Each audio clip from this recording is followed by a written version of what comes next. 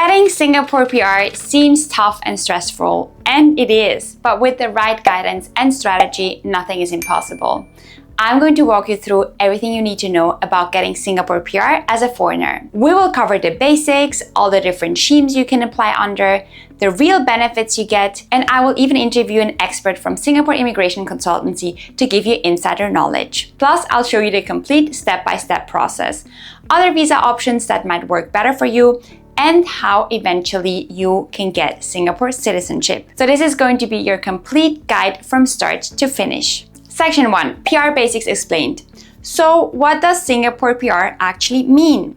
Being a permanent resident means you're allowed to live, work, and buy property at lower tax rates in Singapore. You can become part of the Singapore local community with way more freedom than just having a work pass. So let me break down the differences. With a work pass, you're tied to one employer and you need to renew it constantly. With PR, you can switch jobs freely without reapplying for visas. And then citizenship, that's the ultimate goal, where you will get voting rights and full benefits. Most people want PR because it's your gateway to stability in Singapore. Your kids get priority in public schools, you can get CPF contributions, and you can travel in and out without any visa restrictions. Quick note here, CPF is like Singapore's forced saving system. Every month, a part of your salary goes into it for your retirement, housing, and healthcare.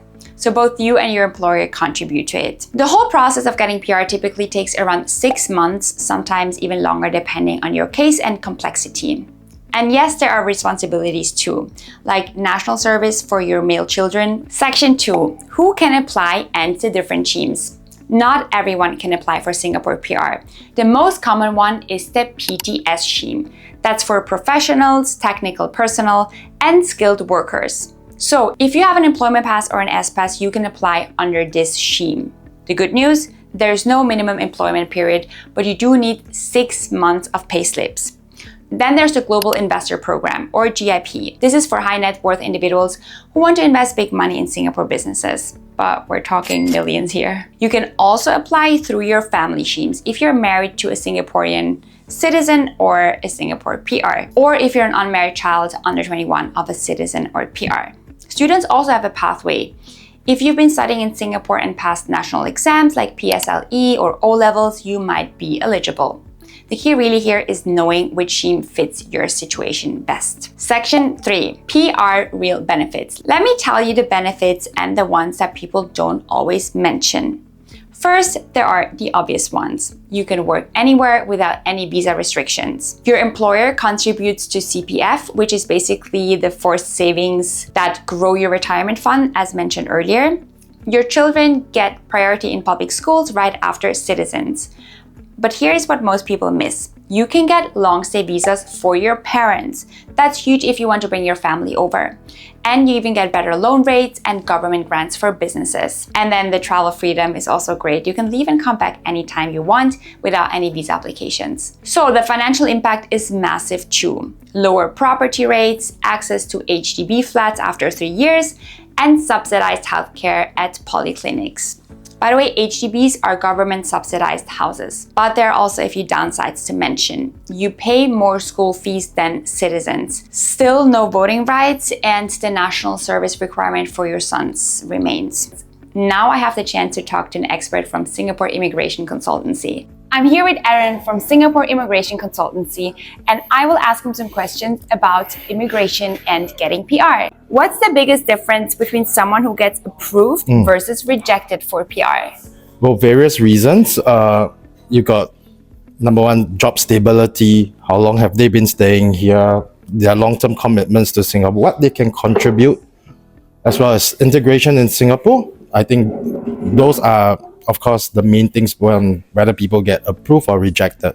How long should someone wait after getting their work pass before applying for PR? Well, normally it states after 6 months of S-Pass and above, you can apply, but normally it takes a longer period to actually integrate into the country. I would say anywhere between 1.5 years and above would be a good time to apply. What's the most common mistake that people make in their PR application that you see over and over? Improper documentation when they apply, lack of integration, lack of social contributions in Singapore. Those are one of the many reasons as well why people make their mistakes in applying. What do you mean by lack of integration? So to get PR, you have to integrate into the Singapore community. I think Singapore is very different from many countries where you get Chinese, Malays, Indians, and of course foreigners as well. So to integrate into a country, to feel like you belong to Singapore, Okay. you can do community work, or how do you show that you have fully integrated into the Singapore system, and how you're going to be staying here long term. Is there one document or piece of evidence that people often forget but actually makes a huge difference in strengthening their application? Yes, I would say a cover letter. A cover letter should show and state your case on why you are going to stay here. Of course, whatever you write in your cover letter has to be backed up with the supporting evidence as well. Okay, a cover letter. Okay, last question. For someone planning the PR to citizenship journey, what's the realistic timeline and preparation needed? All right, so after you get PR, it's 2 years minimum. After you get PR, where you can apply for citizenship. Citizenship, I guess you will need to do your documents preparation. Take anywhere between 3 to 4 months at most, I feel. And after that, once you do a submission, it's a 1 year wait. A 1 year wait until you hear back. Until you hear back, that's correct. Okay, so lots of patience needed. Absolutely. Thank you so much, Aaron. My pleasure. Thank you. Thank you. What makes Singapore Immigration Consultancy different from other companies is that they have a portal which allows you to directly upload your documents.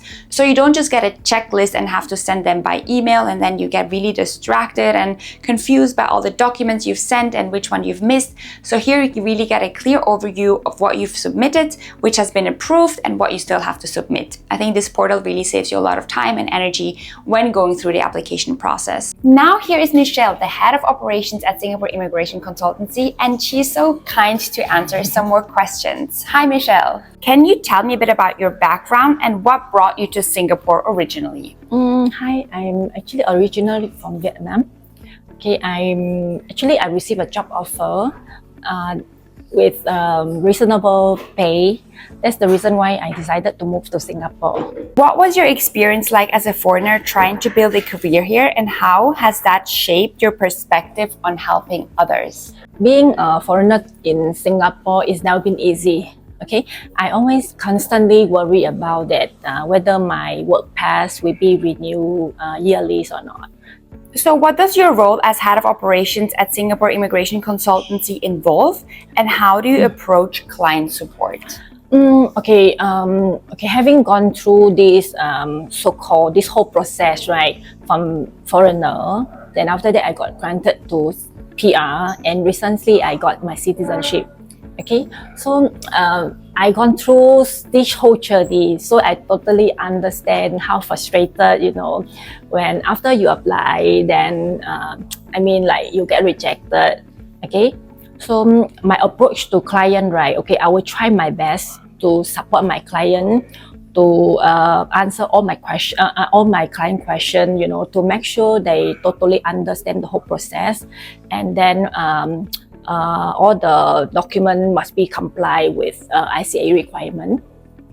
Yeah, and then especially for submission, right? I make sure the transparency. At least my client will know how we fill in, and then what document we submit on their behalf. Thank you so much for your time. So Have a great day. Same to you.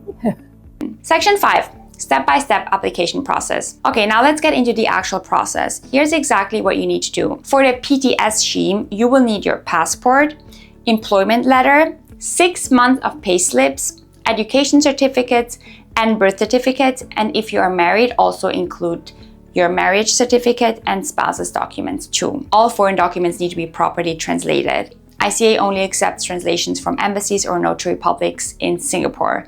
So don't just use random translation services or your application gets rejected immediately. The application fee is around $100 per person, and you can submit everything online through the ICA website. Again, every document needs to be clear and properly formatted. That's very important. After submissions, they will send you an acknowledgement, and then you just have to wait 6 months on average, but in some cases it takes even longer. And don't call them for updates every week. Just be patient. If you're overseas and your approval comes, you need to return to Singapore to finish the process. Section 6, beyond PR and other visa options. Sometimes PR isn't the right first step, so let me tell you about other options that might work better for you. There's the long-term visit pass, also called LTVP, which is for family members of citizens and PR. Your spouse, parents, or children can get it if you qualify. It's valid for up to 5 years and renewable.